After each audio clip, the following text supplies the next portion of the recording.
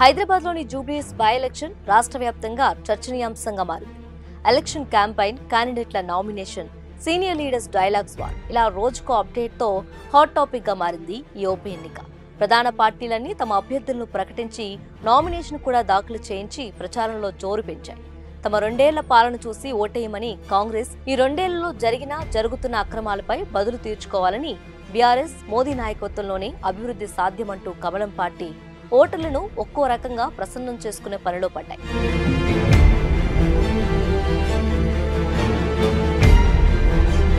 అయితే ప్రభుత్వంలోని హస్తం పార్టీకి ఈ ఉప ఎన్నిక విషయంలో కొత్త చిక్కులు ఎదురవుతున్నాయి.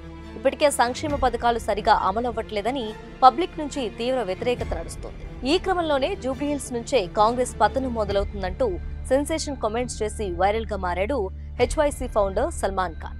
పేద కుటుంబాలను అన్ని రకాలుగా ఆదుకునేందుకు హైదరాబాద్ యూత్ కరేజ్ అనే సంస్థను స్టార్ట్ చేసిన పలు సేవా కార్యక్రమాలతో జనాలకు దగ్గరయ్యారు. పేద కుటుంబాలను అన్ని రకాలుగా ఆదుకునేందుకు హైదరాబాద్ యూత్ కరేజ్ అనే సంస్థను స్టార్ట్ చేసిన సల్మాన్ ఖాన్ పలు సేవా కార్యక్రమాలతో జనాలకు దగ్గరయ్యారు.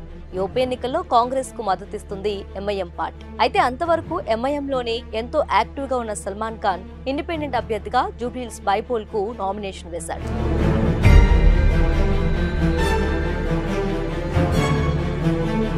కానీ ఊహించిన విధంగా సల్మాన్ ఖాన్ నామినేషన్లను ఎన్నికల సంఘం తిరస్కరించడంతో పరిణామాలు వేగంగా మారాయి. తన నామినేషన్ రిజెక్షన్ కు గురి కావడంతో బీఆర్ఎస్ పార్టీలో జాయిన్ అయ్యాడు సల్మాన్ ఖాన్.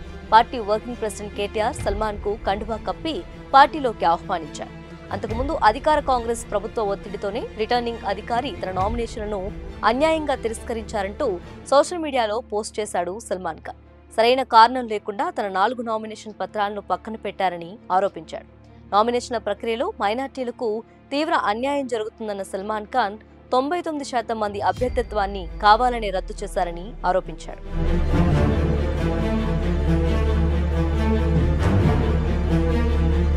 జూబ్లీహిల్స్ నుంచే కాంగ్రెస్ పతనం మొదలవుతుందని జోస్యం చెబుతూ ప్రభుత్వ లోపాలను ఎండకడుతూ ప్రజల్లో ప్రచారం చేస్తానని చెప్పాడు.